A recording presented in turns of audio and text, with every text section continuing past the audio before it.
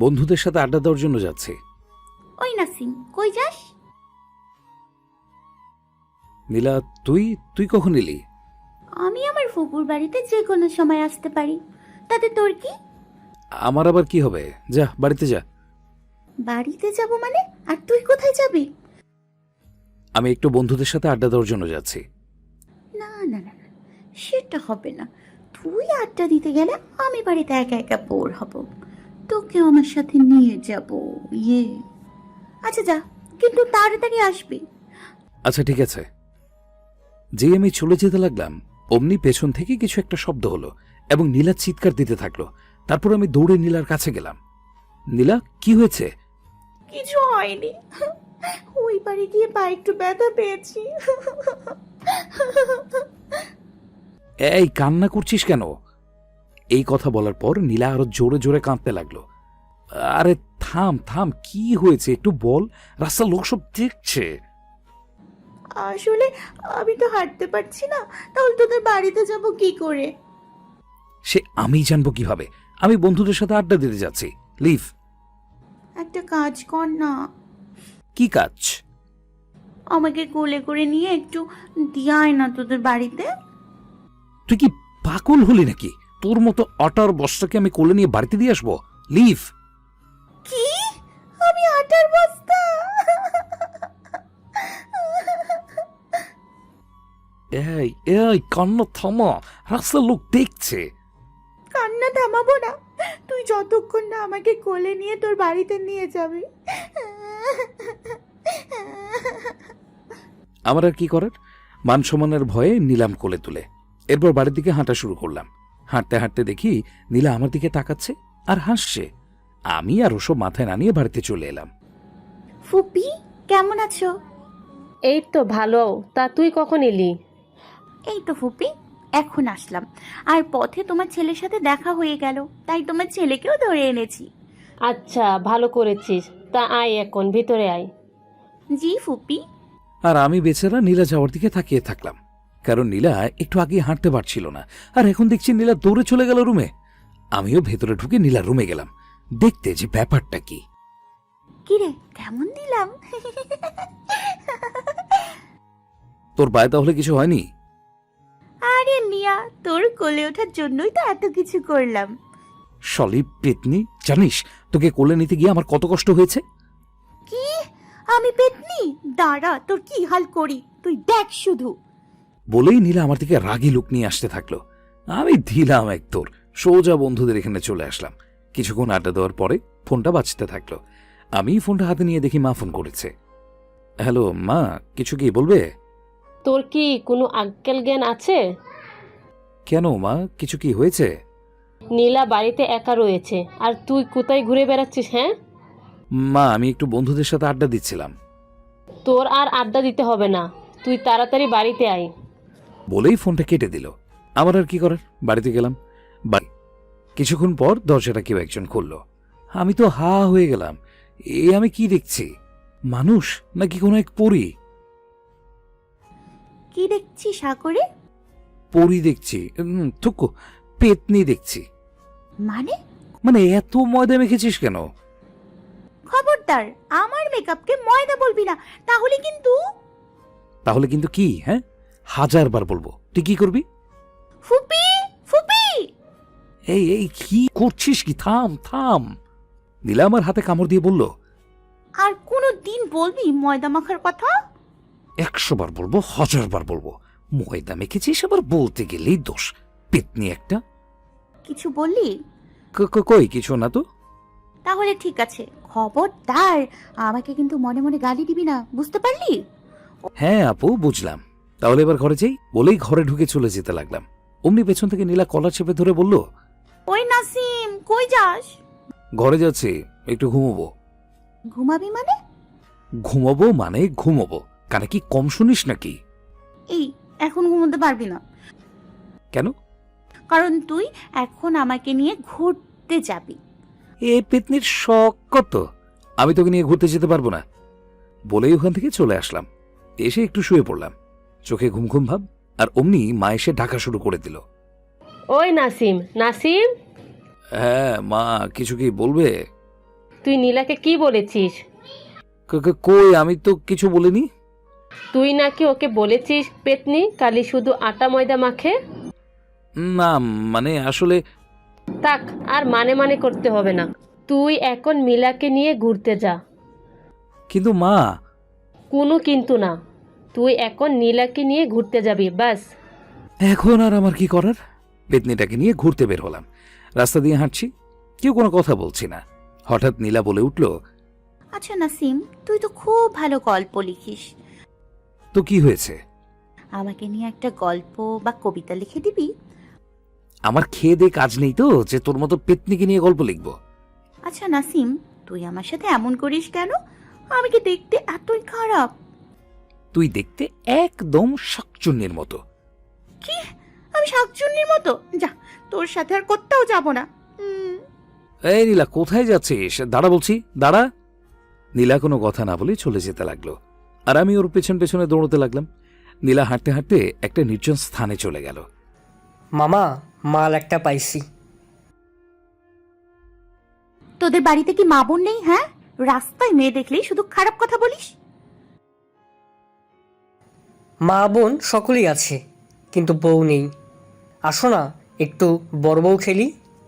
এতক্ষণ আমি দাঁড়িয়ে দাঁড়িয়ে দেখছিলাম, কিন্তু নীলার হাত ধরার পর আর দাঁড়িয়ে থাকতে পারলাম না। দৌড়ে গিয়ে একটা কুংফু স্টাইলে লাথি মেরে দিলাম। আমার লাথি মারা দেখে বাকি ছেলেগুলো চলে এলো। এসে একজন আমার কলার ধরল, তারপর আমি দিলাম পেটে একটা ঘুষি। ও আর দাঁড়িয়ে থাকতে পারলো না, শুয়ে পড়ল। তারপর এক এক করে সব কটাকে মেরে শুয়ে ফেললাম। নীলা হা করে তাকিয়ে আমার ফাইটিং দেখছিল। আমি ফাইটিং শেষ করে নীলাকে খুঁজতে লাগলাম, কিন্তু নীলা কোথাও নেই। এরপর পেছনে ফিরে আমি যা দেখলাম তা দেখে আমার মাথায় 100% রাগ উঠে গেল, কারণ নীলার গলায় একটা ছেলে ছুরি ধরেছে। বাছা ধন, এবার কি করবে? শালা, এবার তোকে মেরে গুম করে দেব। আকাশের দিকে তাকা। আমার কথা শুনে ছেলেটি আকাশের দিকে তাকায়। বাছা ধন, শুধু আকাশমুখ দেখলে হবে, এবার তোর পেছনের দিকে তাকা। ও আমার কথা শুনে পেছনের দিকে তাকায়, এবং যা দেখে তা দেখে ওর পা কাঁপা শুরু হয়ে যায়, কারণ ওখানে প্রায় 1000 লোক AK-47 বন্দুক হাতে দাঁড়িয়ে আছে। স্যার, আপনি শুধু একবার বলেন, ওদেরকে গুলি করে হত্যা করি। এই কথা শুনে ছেলেটি হাত থেকে ছুরি ফেলে দেয় এবং দৌড়ে এসে আমার পা জড়িয়ে ধরে। ভাই, আমাকে মাফ করে দেন, আর কোনোদিন এমন কাজ করব না। আচ্ছা যা, তোকে ছেড়ে দিলাম। আর কোনোদিন যদি তোদেরকে এখানে মেয়েদের সাথে বেয়াদবি করতে দেখি, তাহলে কিন্তু তোরা একটাও বেঁচে ফিরতে পারবি না। কথাটা যেন মনে থাকে। জি ভাই। আচ্ছা ভাই, একটা কথা জিজ্ঞেস করব? বল। আপনি কে? সুলতান। নামটা বলতেই সব কয়টা কেঁপে উঠল এবং ছেলেগুলো দৌড়ে পালালো। স্যার, আসসালামু আলাইকুম। ওয়ালাইকুম আসসালাম। স্যার চলেন, আমি আপনাকে বাড়িতে পৌঁছে দিয়ে আসি। চলেন। এরপর আমি নীলার হাত ধরে নিয়ে ওখান থেকে যেতে লাগলাম। নীলাকে নিয়ে BMW গাড়িতে উঠলাম, তারপর গাড়ি চলতে শুরু করলো। বাড়িতে চলে এলাম, তারপর আমি ওদেরকে বললাম চলে যেতে। ওরা সবাই চলে গেল। নীলাকে নিয়ে বাড়ির সামনে এসে কলিং বেল দিলাম। মা এসে দরজা খুলে দিল। আমি রুমে চলে গেলাম। কি রে নীলা, বাহিরে দাঁড়িয়ে থাকবি নাকি ভিতরে আসবি? হ্যাঁ ফুপি, আসছি। আমি এসে শুয়ে পড়লাম। কিছুক্ষণ পরে নীলা আমার রুমে উঁকি দিচ্ছে। কিরে, এইভাবে চোরের মতো উঁকি দিচ্ছিস কেন? না মানে আসলে আমি যাই, আমার কাজ আছে। বলেই নীলা চলে গেল, আর আমি ঘুমিয়ে পড়লাম। আচ্ছা ফুপি, একটা সত্যি কথা বলবে? হ্যাঁ মা, মিথ্যা কেন বলবো, বলো কি জানতে চাও? আচ্ছা ফুপি, নাসিম কে? নাসিম আবার কে হবে? ও আমার ছেলে। না ফুপি, তুমি জানো না, ওকে সুরক্ষা দেওয়ার জন্য হাজার হাজার মানুষ বন্দুক নিয়ে দাঁড়িয়ে থাকে। 4-5টা করে হেলিকপ্টার থাকে আকাশে, শুধু ওকে সুরক্ষা দেওয়ার জন্য। যার সুরক্ষার জন্য এত মানুষ থাকে, সে কোনোদিন সাধারণ মানুষ হতে পারে না ফুপি। কে ও ফুপি? বলো ফুপি, বলো। নাসিম কোনো সাধারণ ছেলে নয়। তাহলে কেই নাসিম? নাসিম হলো বাংলাদেশের সবথেকে বড় ব্যবসায়িক এবং ডন মীর মোহাম্মদের ছেলে সুলতান। তাহলে তোমার ছেলে নাসিম কই? ফুপি তুমি কাঁদছো কেন? তাহলে বলো নাসিম কোথায়? নাসিম আর নেই এই দুনিয়াতে। মানে হ্যাঁ রে মা, নাসিম মারা গেছে। কিভাবে? নাসিম যখন স্কুলে পড়তো তখন ওই স্কুলে মীর মোহাম্মদের ছেলে সুলতানও ভর্তি হয়। কেউ জানতো না এটা মীর মোহাম্মদের ছেলে। সবাই জানতো কোনো গরিব ঘরের ছেলে, হয়তো সুলতান, কারণ সুলতান তার পরিচয় লুকিয়ে এই স্কুলে ভর্তি হয়েছে। তারপর? তারপর সুলতানের সাথে আমার ছেলে খুব ভালো বন্ধুত্ব হয়। আমার ছেলে মাঝে মাঝে সুলতানকে নিয়ে আমাদের বাসায় আসতো। এভাবে সুলতানের সাথে আমাদের সম্পর্ক অনেক ভালো হয়। সুলতানের মা না থাকায় আমি ওকে বলি আমাকে মা বলে ডাকতে। এরপর থেকে ও আমাকে মা বলে ডাকতো। এভাবে আমাদের দিন কাটতে লাগলো। তারপর হঠাৎ একদিন ফুপি বলো তারপর কি হয়েছে? কেউ একজন দূর থেকে বন্দুক হাতে নিয়ে সুলতানকে মারার চেষ্টা করছিল। সেটা আবার নাসিমের চোখে পড়ে যায়। নাসিম দৌড়ে গিয়ে সুলতানকে ধাক্কা মেরে ওখানে ফেলে দেয়, আর সেই গুলিটা এসে নাসিমের মাথায় লাগে। এরপর কি ফুপি? নাসিম ওখানে মারা যায়। তারপর সুলতানের লোকজন সব জায়গায় ঘিরে ফেলে এবং যে গুলি করেছে তাকেও মেরে ফেলে। তারপর থেকে সুলতান আমাদের সাথেই থাকে, আমাদের ছেলে হয়ে। ওর পরিচয় এখন আমাদের ছেলে, ওর নাম নাসিম। কিরে নীলা, একটা কথা বল। হ্যাঁ ফুপি বলো, কি বলবে? তুই কি সুলতান মানে নাসিমকে ভালোবাসিস? না মানে হ্যাঁ ফুপি। তাহলে তো ভালোই হলো। মানে? নাসিমও তোকে ভালোবাসে কিন্তু বলে না, কারণ কি কারণে বলে না ফুপি? নাসিম ভাবতো তুই যদি ওর আসল পরিচয় জেনে যাস তখন তুই ওকে ভালোবাসবি না, কারণ শুধু তুই নাসিমকে ভালোবেসেছিস এই কারণে। কি হলো, কিছু বল। তুমি থাকো। আচ্ছা ফুপি তুমি থাকো, আমি একটু ঘুরে আসি। নাসিমের কাছে যাচ্ছি, তাই না? এই নাসিম, ওঠো, ওঠো না নাসিম। কি রে, কি হয়েছে? না মানে থাক, পরে বলবো।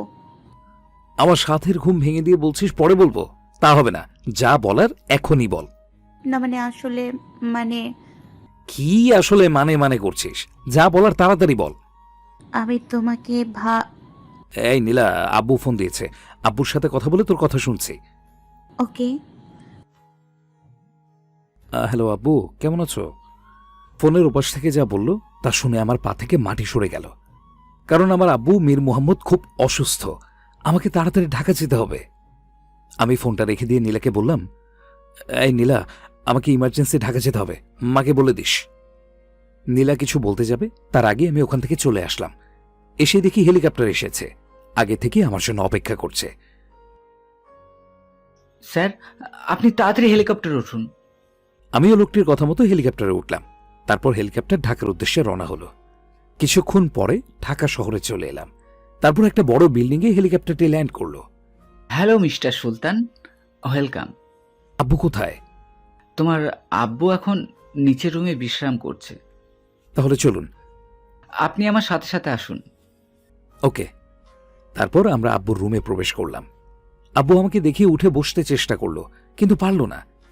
আব্বু থাক, তোমাকে আর উঠতে হবে না। আব্বুর কাছে গিয়ে বললাম, এখন বলো আব্বু, তোমার শরীর কেমন আছে? খাওয়া দাওয়া ঠিক মতো করছো তো? হ্যাঁ আব্বু, বলো। মানে? কিন্তু বাবা। ওকে আব্বু, কি আর করব? হ্যাঁ বলে দিলাম, কারণ আমার আব্বুর শরীর খুব খারাপ, তাই আমাকেই ব্যবসা সামলাতে হবে। তারপর বাড়িতে ফোন করলাম। হ্যালো মা। হ্যাঁ বাবা, বল। মা, আমি কিছুদিন বাড়িতে ফিরতে পারবো না। কেন বাবা? মা, আমার আব্বু খুব অসুস্থ, তাই আমাকে ব্যবসা প্রতিষ্ঠান সামলাতে হবে। আচ্ছা, তাহলে কিছুদিন পরে আসবি কিন্তু। আচ্ছা মা, তাহলে এখন রাখি। আচ্ছা, রাখ। ফোন কেটে দিলাম। তারপর ঘুমিয়ে পড়লাম। কিরে নীলা মা, তোর মন খারাপ কেন? কই ফুপি, কিছু না। তুমি কি আমাকে কিছু বলবে? আচ্ছা খেতে আয়, তোর ফুপা তোর জন্য অপেক্ষা করছে। ওকে ফুপি, তুমি যাও, আমি আসছি। কিরে নীলা, তুই তো কিছুই খাচ্ছিস না। ফুফি, নাসিম কোথায়? ও খাবে না? নাসিম তো ঢাকায় গেছে, কবে আসবে ঠিক নেই। কেন, কোনো কাজ আছে নাকি ওর ওখানে? হ্যাঁ রে মা, ওর আব্বুর মীর মোহাম্মদ খুব অসুস্থ, তাই ওর আব্বুর ব্যবসা সামলাতে হবে। ফুপি, আমি নাসিমকে ছাড়া থাকতে পারছি না, কেমন জানি একা একা অনুভব করছি। তাহলে তোর আব্বুকে বলে আর নাসিমের আব্বুকে বলে তোদের বিয়ে ঠিক করে ফেলি। সত্যি ফুপি, সত্যি? হ্যাঁ রে মা, সত্যি সত্যি। তাহলে নাসিমকে এসব ব্যাপারে কিছু বলো না, ওকে সারপ্রাইজ দিব। ওকে মা, ওকে।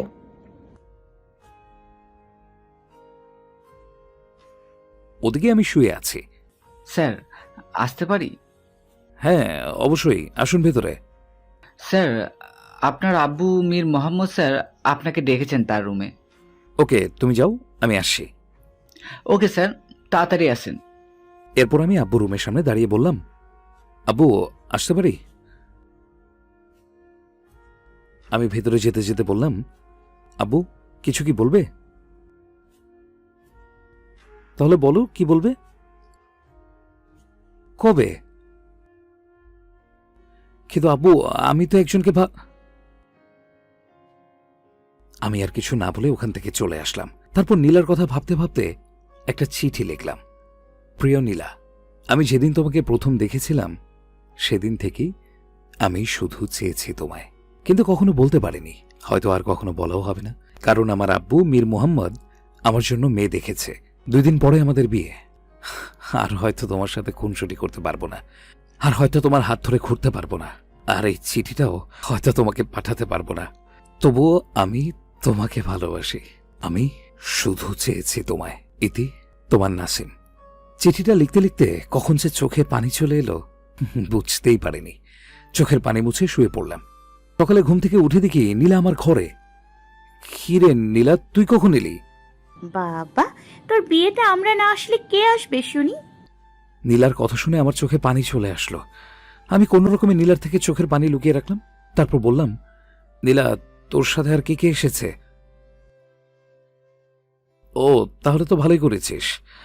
আচ্ছা তুই বস, আমি একটু ফ্রেশ হয়ে আসছি। তারপর আমি রুম থেকে বের হয়ে গেলাম। কিরে নীলা, এত হাসছিলি কেন? কি লিখেছিস এসব? ভাবি দেখলে তো তোকে পেটাবে। তারপর শপিং করতে চলে গেলাম। আমি, নীলা মা আর নীলার মা। শপিং করতে করতে রাত হয়ে গেল। এরপর বাসায় ফিরে রাতের খাবার খেয়ে ঘুমিয়ে পড়লাম। সকালে ঘুম থেকে উঠে দেখি সবাই রেডি। বাড়ি ঘর অনেক সুন্দর করে সাজানো হয়েছে। বাবা নাসিম, তুমি তাড়াতাড়ি রেডি হয়ে নাও, মেয়ে বিয়ের জন্য অপেক্ষা করছে। মেয়ে বিয়ের জন্য অপেক্ষা করছে মানে? আমরা বিয়ে করতে মেয়েদের বাসায় যাচ্ছি না?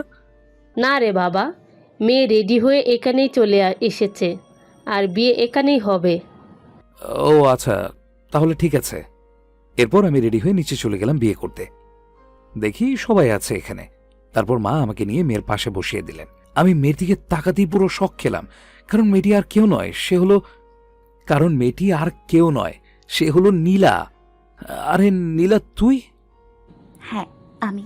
তুই তো ভালোবাসার কথা বলতে পারলি না, তাই আমি আর ফুপি বুদ্ধি করে এই প্ল্যানটা করলাম। কেন? কারণ তুই আমাকে একটাবার জানাতে পারতি। এটা তোর জন্য সারপ্রাইজ, বুঝলি? কেন?